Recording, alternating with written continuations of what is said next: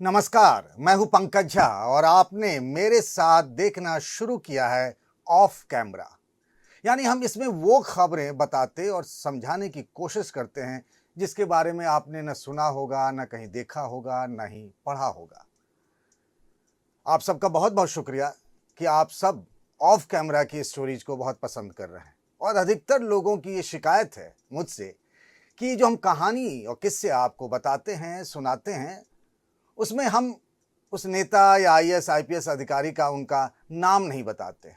तो उनकी गुजारिश है और वो कह रहे हैं कि भाई इनका नाम बताइए, बिना नाम बताए क्या बताते हैं। बस यही तो खेल है, यही तो आपको समझना है। कुछ लोगों ने कहा थोड़ा सा हिंट और दे दीजिए। तो आज से हम एक नई शुरुआत कर रहे हैं। हिंट कुछ ज़्यादा देंगे और साथ ही हो सकता है कि कुछ कुछ कहानियों में जो मेन किरदार हैं उनके नाम भी बता देते हैं। तो शुरुआत करते हैं आज पहली स्टोरी से, पहली खबर से, जो एक मंत्री जी की है। यूपी के मंत्री जी आईपीएल का एक मैच और 10 मैच के 10 पास, और वो भी कोई नॉर्मल पास नहीं, बॉक्स वाला वीवीआईपी पास। कहेंगे इस पास में क्या होता है? बॉक्स में बैठने का। तो बॉक्स में बैठने से क्या होता है कि खाना पीना सब फ्री मिलता है और साथ ही बड़ा वीवीआईपी ट्रीटमेंट होता है, आपका बड़ा स्वागत सत्कार होता है। अब 14 तारीख को एक मैच था लखनऊ के इकाना स्टेडियम में, लखनऊ सुपर जायंट्स और चेन्नई सुपर किंग। धोनी को देखने के लिए बड़ी भीड़ लगती है, तो पास को लेकर ना बड़ी मारामारी मची थी। तमाम आईएएस आईपीएस अधिकारी, बड़े भौकाली लोग, मतलब भौकाली लोग ना जो अधिकारी होते हैं ना कुछ पद होता है, लेकिन उनका भौकाल टाइट रहता है। मंत्री भी, सब लोग, नेता विधायक सांसद, सब लोग पास की जुगाड़ में थे। एक मंत्री जी हैं, उन्होंने भी अपने निजी सहायक, निजी सचिव, पीए से चिट्ठी लिखवाई उसी आईपीएल के क्रिकेट मैच के 10 पास के लिए, वो भी बॉक्स वाला। हमने ये खबर 5-6 दिन पहले एक्स पर पोस्ट किया था, ना तो उनका नाम बताया ना कुछ, कहा कि चिट्ठी है, ऐसी चिट्ठी लिखी गई है कि 10 बॉक्स के वीवीआईपी वाले पास चाहिए। लोगों ने कहा भाई चिट्ठी बताओ। तो चलिए आज चिट्ठी दिखाते भी हैं और बताते भी हैं कि वो मंत्री जी कौन थे। नाम तो नहीं बताएंगे, लेकिन मुझे लगता है आप थोड़ा सा दिमाग लगाएंगे, चलाएंगे तो नाम, उनकी छवि आपको आपके जहन में आ जाएगी। पहले चिट्ठी का मजमून हम आपको बताते और सुनाते। आपको स्क्रीन पे भी दिखेगा, वो उनके निजी सहायक ने चिट्ठी लिखी है और ये चिट्ठी लिखी है मुख्य कार्यपालक अधिकारी यानी सीईओ आरपीएसजी स्पोर्ट्स। चिट्ठी में लिखा हुआ है, कृपया दिनांक 14/4/2025 दिन सोमवार को भारत रत्न श्री अटल बिहारी वाजपेयी इकाना क्रिकेट स्टेडियम लखनऊ में होने वाले आईपीएल 2025 लखनऊ सुपर जायंट्स बनाम चेन्नई सुपर किंग्स का मैच है। उक्त क्रिकेट मैच में मुझे तथा मेरे परिवार के सदस्यों, स्टाफ हेतु 10 वीवीआईपी बॉक्स पास आवंटित किए जाने की अपेक्षा की गई है। 10 वीवीआईपी पास, मोबाइल नंबर वगैरह लिखा हुआ है और नीचे जो उनके मंत्री जी हैं उनका नाम, उनके दस्तखत, सब कुछ लिखा हुआ है। अब मंत्री जी कौन है भाई और क्या हुआ, पास मिला कि नहीं मिला? सवाल तो ये है। पास भाई साहब नहीं मिला। पास 1-2 भी नहीं चाहिए थे, 10 चाहिए थे। और साफ साफ लिखा हुआ है कि परिवार, परिवार के सदस्य और स्टाफ सब लोग जाएंगे, पूरा कुनबा जाएगा मैच देखने के लिए। और मैच देखना तो चाहिए भी, मैच देखने में क्या हर्ज है। लेकिन भाई आप यकीन मानिए कि जिस दिन मैच होता है उसके ठीक 2 दिन पहले से मेरे मोबाइल पे भी घंटियां खूब बजती हैं और मैं समझ जाता हूं कि अधिकतर फोन इसी बात के लिए आ रहे होंगे कि पास चाहिए। पास खरीद कर देखने वाली बात नहीं है, उसमें काहे का भौकाल। पास फ्री में मिल जाओ, फिर जब जाएं देखने के लिए तब न भौकाल होता है, तब न वीवीआईपी वाला स्टेचर होता है कि हाँ खुद ही मुझे पास मिला है, अब मैं जा रहा हूं देखने के लिए। खरीद कर तो हजारों लोग देखते हैं। ये वाला जो है मानसिकता, मेंटेलिटी, इसका कोई जवाब नहीं है। अब आप पूछेंगे मंत्री जी कौन है? मंत्री जी बड़े मंत्री हैं, पुराने मंत्री हैं, यूपी के पूर्वांचल के हैं और बाबा के आसपास के इलाके के हैं। बाबा मतलब यूपी के मुख्यमंत्री योगी आदित्यनाथ को लोग बाबा कहते हैं, कुछ लोग महाराज जी कहते हैं, तो उनके आसपास के मंत्री जी हैं। इनका ताल्लुक, जो इनका विभाग है, बड़ा विभाग है, मतलब खेती बाड़ी से जुड़ा हुआ विभाग है। तो उन्होंने चिट्ठी लिखी, अपने दस्तखत से भेजा भी चिट्ठी सीईओ को, पास नहीं मिला। लेकिन इतनी सारी कोशिशें भी हो गई, लेकिन अंत में पास नहीं मिला। अब जरा आप दिमाग लगाइए कि भाई ये मंत्री जी, माननीय मंत्री जी कौन हैं, सोचिए जरा। मैंने तो बहुत सारे हिंट दे दिया, पूर्वांचल का बताया, कहा कि मुख्यमंत्री के घर जो है, मतलब मुख्यमंत्री का जो इलाका है, वैसे तो पूरा यूपी उनका इलाका है, लेकिन कहते हैं ना एक गृह क्षेत्र टाइप का, संसदीय क्षेत्र उनका गोरखपुर रहा, तो गोरखपुर के आसपास के हैं। ये भी कह दिया कि भाई खेती बाड़ी से जुड़ा उनका विभाग है, यही मुझे लगता है कि बहुत होगा। तो ज़रा बताइएगा आप कि कौन है, फिर आपसे मिलते हैं, बात भी करेंगे। अब दूसरी कहानी पर चलते हैं। दूसरी कहानी बीजेपी के एक सांसद का है। बीजेपी के सांसद महोदय ने पिछले हफ्ते, या उससे मतलब कुछ दिनों पहले कह लीजिए, वो बेहतर रहेगा, दिल्ली में एक दावत दी, जिसे कुछ लोग पार्टी बोलते हैं, डिनर भी बोला जाता है। पार्टी दी गई, कई लोगों को न्योता मिला, आईएएस अधिकारी, आईपीएस अधिकारी, सांसद, विधायक, कुछ मंत्री, सबको न्योता मिला। कुछ लोग एनसीआर एरिया के थे, कुछ लोग लखनऊ के थे, कुछ लोग कहीं और तैनात थे अधिकारी लोग। एक अधिकारी जो हैं आईएएस अधिकारी, उनको उस फंक्शन में जाना था, पार्टी में, डिनर में। तो उन्होंने, अब ऐसे तो जा नहीं सकते, आप जानते हैं कि योगी आदित्यनाथ ने साफ साफ कह दिया कि दिल्ली कोई नहीं जाएगा। वो कभी किसी को किसी वक्त मीटिंग में बुला सकते हैं, इसे कोई हिल नहीं पाता है।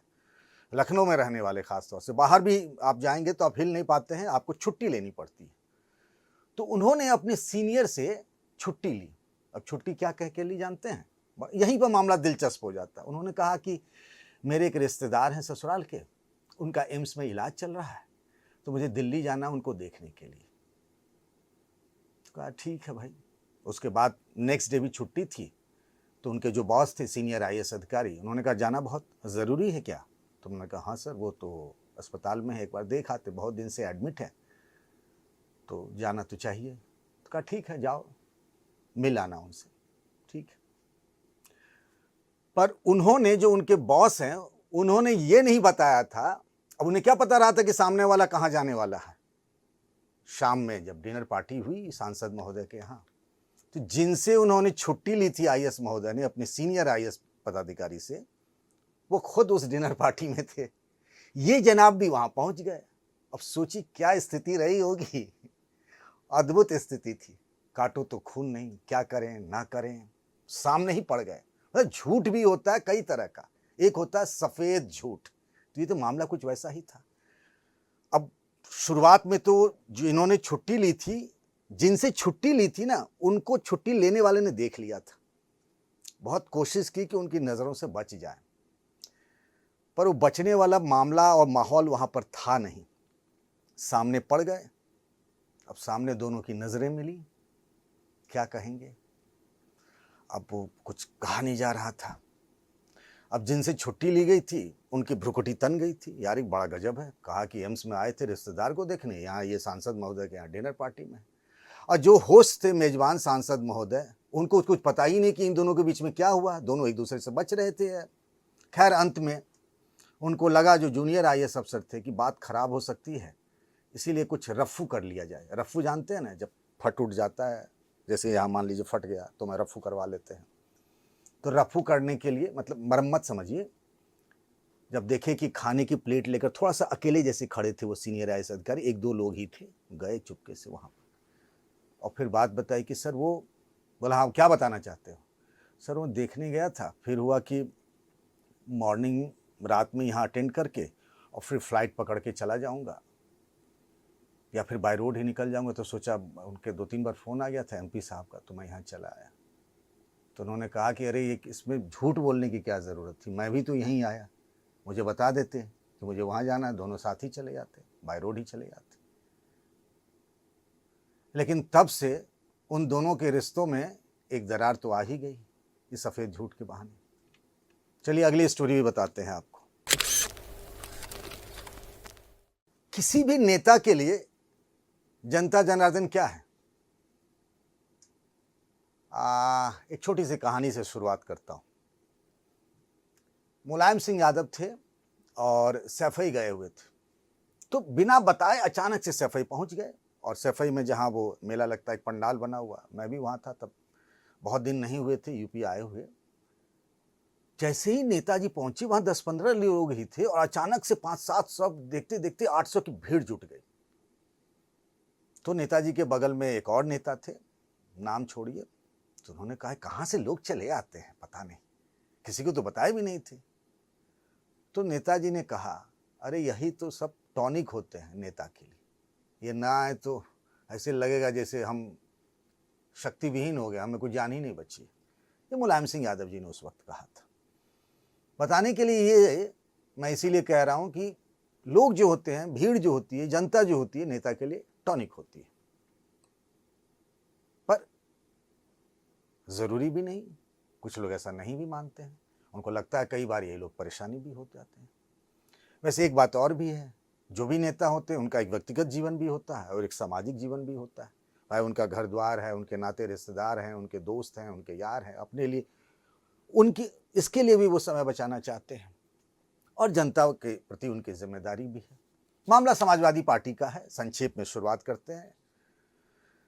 समाजवादी पार्टी के वो बड़े नेता हैं, मतलब बहुत बड़े नेता हैं, मतलब पार्टी में उनकी हैसियत ऐसी है कि वो चाहे तो किसी को राज्यसभा भेजवा सकते हैं, सांसद बनवा सकते हैं, किसी को लोकसभा का टिकट दिलवा सकते हैं, किसी को एमएलसी बनवा सकते हैं और कईयों को तो विधानसभा का टिकट दिलवा सकते हैं।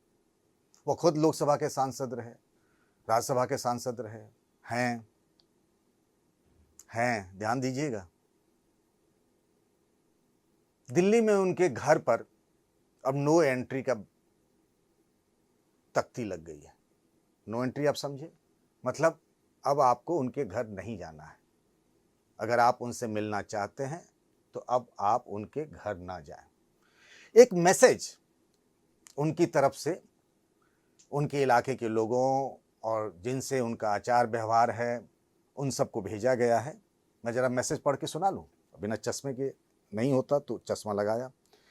दिल्ली में रहने के दौरान मैं प्रतिदिन प्रातः 9 बजे से 11 बजे तक, प्रातः मतलब सवेरे, पार्टी के केंद्रीय कार्यालय 18 कोपरनिकस मार्ग लेन नई दिल्ली पर सभी मिलने वालों के लिए उपलब्ध रहूंगा, आवास पर नहीं। आवास मतलब घर पर नहीं। तो उन्होंने एक नया नियम बना लिया कि जिनको भी मिलना है, ठीक है, जिनको भी मिलना है वो अब घर पर ना जाएं, वो सीधे सीधे पहुंचे। और समय भी देखिए, और वो नेता जो है समय के बड़े पाबंद हैं। मैंने देखा है खासतौर से बीएसपी अध्यक्ष मायावती को, अगर समय 11 बजे प्रेस कॉन्फ्रेंस शुरू होना है तो 11:01 नहीं होता है। और मैं जिन समाजवादी पार्टी के सीनियर लीडर की बात कर रहा हूं वो भी समय के वक्त के बड़े पाबंद है। 9 बजे का मतलब 9 बजे, 9:15 का मतलब 9:15। ऐसे मैंने कई मौके देखे हैं कि उन्होंने किसी को बुलाया कि 9:10 पर महोदय 9:30 बजे पहुंचते हैं, तो कहा जाता है कि भाई साहब अगला डेट ले लीजिए, अगली बार आइएगा, मिलिएगा टाइम लेकर के। तो उन्होंने साफ साफ एक मैसेज भिजवाया है कि अब घर पे आपको उनसे नहीं मिलना है। मैं एक बार फिर से वो मैसेज पढ़ के सुनाता हूं। दिल्ली में रहने के दौरान मैं प्रतिदिन प्रातः 9 बजे से 11 बजे तक, यानी 2 घंटे प्रतिदिन, हर रोज पार्टी के केंद्रीय कार्यालय, यानी उस पार्टी का जो ऑफिस है, समाजवादी पार्टी का ऑफिस जो है दिल्ली में, वहां पर वो मिलेंगे, आप उनके घर पर नहीं जाएंगे। अब तक तो वो इतने सालों से वो घर पे भी मिलते थे, लेकिन अब उन्होंने एक नई शुरुआत की है परंपरा की कि ऑफिस पे ही मिलेंगे। और एक बात और बता दो, वो जो नेताजी हैं वो सवेरे 4 बजे उठ जाते हैं। आप उनको 5:30-6 बजे फ़ोन करेंगे ना, तो हो सकता है उनका मोबाइल फ़ोन बिजी ही रहे। ये उन्होंने सिर्फ दिल्ली के लिए किया है, जिस इलाके में से आते हैं वहाँ के लिए ये है कि उनके दरवाजे हमेशा के लिए खुले हैं। अब आप गेस करिए कौन है ऐसे नेता, बताइएगा मुझे ज़रूर। अब बात एक मंत्री जी, एक आईएएस अधिकारी और आम और इमली की। तो आप सोचेंगे आम और इमली एक मंत्री और उनके विभाग के प्रमुख सचिव, मतलब उनके विभाग का हेड मंत्री जी हो गए और आधिकारिक रूप से प्रमुख सचिव हो गए। और ये आम और इमली क्या है भाई? आम और इमली यूं है कि अगर मंत्री जी ने कहा मुझे आम पसंद है, तो प्रमुख सचिव महोदय कहेंगे मुझे तो इमली पसंद है। मंत्री जी कहेंगे उफ, पूरब की तरफ चलना चाहिए, तो प्रमुख सचिव कहते हैं पश्चिम की तरफ चलना चाहिए। कहने का मतलब ये है दोनों में रिश्ता 63 का नहीं 36 का है। 36 का रिश्ता जानते हैं, मतलब अनबन है, दोनों बिल्कुल अलग अलग चल रहे हैं। अब ऐसे में विभाग क्या चल रहा होगा, राम जाने भगवान जाने, और ये लंबे समय से चल रहा है। अब ये दोनों के झगड़े की शिकायत मुख्यमंत्री योगी आदित्यनाथ तक भी पहुंच गई है। कई ऐसे प्रोजेक्ट इन दोनों के आपसी अनबन, मनमुटाव, मतभेद और मनभेद की वजह से क्या है, पूरा ही नहीं हो पा रहा है। ऐसे कई सारे प्रोजेक्ट हैं। हाल ही में क्या हुआ, एक समीक्षा बैठक हुई मुख्यमंत्री जी के यहाँ घर पे। जो काम आज से 6 महीना पहले पूरा हो जाना चाहिए था, पता चला उस काम को पूरा होने के लिए, चाहे उस चीज को बनने के लिए जो लैंड चाहिए, जो जमीन चाहिए, उसकी एक्विजिशन का यानी अधिग्रहण का काम ही नहीं शुरू हुआ है। तो मतलब वो काम 4 साल बाद पूरा होगा। क्यों भाई? क्योंकि मंत्री जी चाहते हैं ऐसा, तो प्रमुख सचिव महोदय चाहते हैं ऐसा।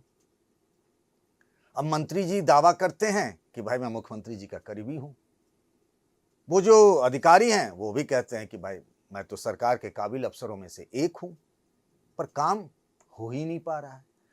ऐसे अनगिनत प्रोजेक्ट की लिस्ट मेरे मोबाइल में पड़ी हुई है, डॉक्यूमेंट से हैं यहाँ पे, कि जिसको 2 साल पहले होना चाहिए था वो अगले 2 साल बाद होगा कि नहीं होगा, उसकी कोई संभावना ही नहीं दिख रही है। हाल में ऐसा ही, जब मैंने कहा मुख्यमंत्री जी के यहाँ समीक्षा बैठक हो रही थी, तो ऐसी सारी कई चीजें मिली। उस दिन किसी ने कुछ नहीं कहा। फिर एक दिन मंत्री जी गए और उन्होंने मुख्यमंत्री से शिकायत की। मुख्यमंत्री ने उनको चाय पिलाया लेकिन कुछ कहा नहीं। एक दिन वही प्रमुख सचिव भी गए, उन्होंने खुले तौर पर तो शिकायत नहीं की, लेकिन लबो लबाब उनकी बात का वहां भी था। मुख्यमंत्री जी ने उनकी भी बात सुन ली, लेकिन बाद में उन दोनों को मैसेज भिजवा दिया गया है कि भाई आप दोनों अपने सुर और ताल मिला लीजिए, वरना होगा ये कि दोनों की छुट्टी हो सकती है अपने अपने उस विभाग से। यानी भाई अगर नहीं मिल रहा है मन, तो एक को तो जाना ही पड़ेगा। पर मुख्यमंत्री ने संदेश ये दे दिया कि दोनों को जाना पड़ सकता है। अब दोनों अपनी अपनी ताकत लगाए हुए हैं। मंत्री जी भी कि भाई मैं बच जाऊं, उनका काम लग जाए, और जो वो प्रमुख सचिव महोदय हैं वो इस तरीके से लॉबिंग कर रहे हैं कि मैं बच जाऊं, इनका काम लग जाए। क्योंकि अब सवाल नाक की लड़ाई का है, कौन किसका काम लगा सकता है। जरा गेस करिए कि कौन हो सकते हैं, फिर आगे बात करेंगे। अब चलते चलते एक खबर और भी, ये खबर अच्छे दिन की, खुशी वाली खबर। अब देखिए ना, डबल डोज वाली खबर, खुशी के डबल डोज। मतलब जनाब की नई पोस्टिंग आई, जिसके लिए कई आईपीएस अधिकारी नजरें लगाए हुए थे कि काश मुझे यह पद मिल जाता। सब अपने अपने हिसाब से अपने अपने बॉस को, अलग अलग सीनियर अधिकारियों से मिलकर जय हिंद भी कर रहे थे कि भाई हमारा नंबर आ जाए, मुझे उस जगह पर तैनाती मिल जाए। लेकिन किसी और के लिए खुशखबरी आई और वो उस इलाके के पुलिस के मुखिया बन गए, बड़े वाले। और संजोग देखिए, जिस रात खबर आई उसके नेक्स्ट डे जब लोगों ने जाना, चूंकि बहुत देर रात में ट्रांसफर की लिस्ट आती है, लोगों को पता नहीं चलता है, नेक्स्ट डे सोशल मीडिया, अखबार, सब जगह टीवी चैनलों पर खबर आती है। नेक्स्ट डे था उनका जन्मदिन। तो जन्मदिन का तोहफा हैप्पी बर्थडे में क्या मिला कि आप उस इलाके के पुलिस के चीफ बन गए, हेड बन गए, मुखिया बन गए। बाप रे बाप, मार मच गई। केक, मिठाई, तरह तरह के, अरे गुलदस्तों की तो मतलब समझिए कि वहां टीला लग गया। गाजीपुर का एक टीला है ना, देखा होगा दिल्ली में आपने, कूड़े वाला, वो एकदम इतना बड़ा टीला लग गया, जो आ रहा बुके लिए आ जा रहा। एकदम परेशान हो गए आईपीएस महोदय। अंत में शाम के वक्त में जो दूसरे वाले उस इलाके के, उस ज़िले के मुखिया थे पुलिस के, जब उनकी विदाई हो गई, कुछ लोग और उनके अपने पुलिस अधिकारी सब बैठे हुए थे जो उनके मातहत के थे, तो उन्होंने खुलासा किया कि भाई साहब आज मेरा जन्मदिन असली वाला नहीं है, ये तो मेरा ऑफिशियल है। जब वो स्कूल में गए थे मेरे कुछ लोग जो एडमिशन कराने के लिए, तो उन्होंने ये मेरा डेट ऑफ बर्थ डाल दिया था, मेरा असली बर्थडे तो उस दिन है। मतलब लो, अब वो जो अगला वाला बर्थडे आएगा उस दिन भी जाना है पूरे लाव लश्कर के साथ, तोहफे लेकर के, फूलों का गुलदस्ता लेकर के। आपको हमारा ये कार्यक्रम कैसा लगता है?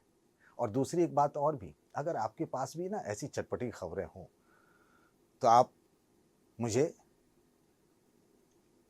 कमेंट बॉक्स में बता सकते हैं या फिर मुझे मेल कर सकते हैं pankaj.jha@ndtv.com पे। मुझे आपकी राय का इंतज़ार रहेगा, क्योंकि आपके सुझाव और आपकी राय से ही हम इस प्रोग्राम को और अच्छा कर सकते हैं, और आपकी राय और आपके सुझाव ही हमारी ताकत है। तो नमस्कार, तब तक अपना ख्याल रखिएगा।